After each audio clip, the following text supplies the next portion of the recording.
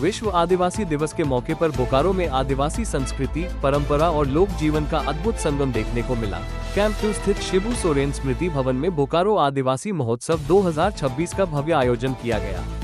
कार्यक्रम का उद्घाटन पेयजल एवं स्वच्छता विभाग के मंत्री योगेंद्र प्रसाद, चंदन कियारी विधायक उमाकांत रजक और बोकारो विधायक श्वेता सिंह ने किया। महोत्सव में आदिवासी हस्तशिल्प, लोक चित्रकला, पारंपरिक खानपान से लेकर लोक नृत्य और पारंपरिक परिधान तक झारखंड की समृद्ध जनजातीय संस्कृति की खूबसूरत तस्वीर देखने को मिली। मांदर और नगाड़े की थाप पर कलाकारों ने ऐसा समा बांधा कि पूरा आयोजन स्थल आदिवासी संस्कृति के रंग में रंग गया। विश्व आदिवासी दिवस के अवसर पर बोकारो के कैंप 2 स्थित शिबू सोरेन स्मृति भवन में बोकारो आदिवासी महोत्सव 2026 का आयोजन किया गया। महोत्सव का उद्घाटन मंत्री योगेंद्र प्रसाद, चंदन कियारी विधायक उमाकांत रजक और बोकारो विधायक श्वेता सिंह ने किया। कार्यक्रम में बड़ी संख्या में लोग पारंपरिक आदिवासी परिधान में पहुंचे और अपनी समृद्ध सांस्कृतिक विरासत के प्रति गर्व का प्रदर्शन किया। महोत्सव में मांदर और नगाड़े की थाप पर पारंपरिक लोक नृत्यों ने लोगों का मन मोह लिया। आदिवासी लोक चित्रकला, पारंपरिक हस्तशिल्प और जनजातीय खानपान की प्रदर्शनी भी आकर्षण का केंद्र रही। वहीं पारंपरिक आदिवासी परिधान पर आयोजित फैशन शो के जरिए युवाओं ने अपनी संस्कृति और पहनावे की खूबसूरती को सामने रखा।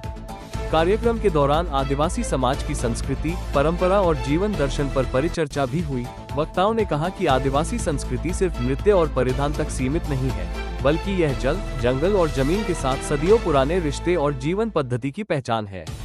नेताओं ने आदिवासी परंपराओं और सांस्कृतिक विरासत को संरक्षित करने की जरूरत पर जोर दिया।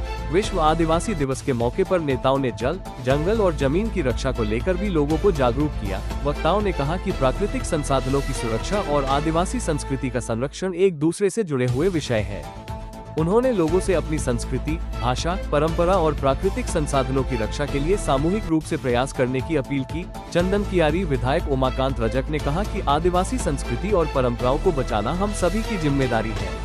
आदिवासी दिवस के उपलक्ष्य में हम झारखंड वासियों को ये संदेश देना चाहते हैं कि आप अपनी परंपरा, अपनी संस्कृति, अपनी सभ्यता और हमारे आदिवासी जो संस्कृति है, जो अस्मिता है, इसकी रक्षा का संकल्प लें और आने वाले दिन में हेमंत सोरेन जी के नेतृत्व में जो हमारी सरकार चल रही है, झारखंड प्रदेश का दिन दुना रात चुना हमारा विकास होगा। यहाँ के आदिवासी, मूलवासी और यहाँ के रहने वाले सभी लोगों के लिए हमारे हेमंत सोरेन जी जो काम कर रहे हैं, ये काम आने वाले दिनों में दिखाई देगा और सभी लोग खुशहाल होंगे।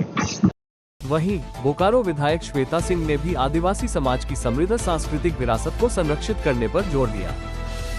हम अपने जल, जंगल, जमीन और उसके साथ साथ अपनी जमीन की भी रक्षा करें, क्योंकि जब तक इस के प्रति हमारा जो भाव है, जो धीरे धीरे आप सभी देख रहे होंगे खत्म होता जा रहा है, उसको हम जब तक अपने अंदर जागृत न करें, बचाए न, सजग न रहेंगे, तो देख रहे हैं कि हमारी पीढ़ी किस ओर जा रही है। हमारे अंदर की जो चेतना है अपने प्रकृति के प्रति, अगर वो जागृत नहीं होती है तो ये जो अनहोनी घटनाएं घट रही है प्रकृति में, वो होती ही रहेंगी। इसलिए हम सभी को जागृत होना है। पेयजल एवं स्वच्छता मंत्री योगेंद्र प्रसाद ने कहा कि आदिवासी समाज की संस्कृति झारखंड की पहचान का महत्वपूर्ण हिस्सा है और इसे आने वाली पीढ़ियों तक पहुंचाना जरूरी है। आदिवासी दिवस के अवसर पर आपके माध्यम से पूरे राज्य के आवाम को कहेंगे कि भाई वन पर्यावरण के साथ साथ अपने अधिकारों का, अपने परंपरा का भी रक्षा करें।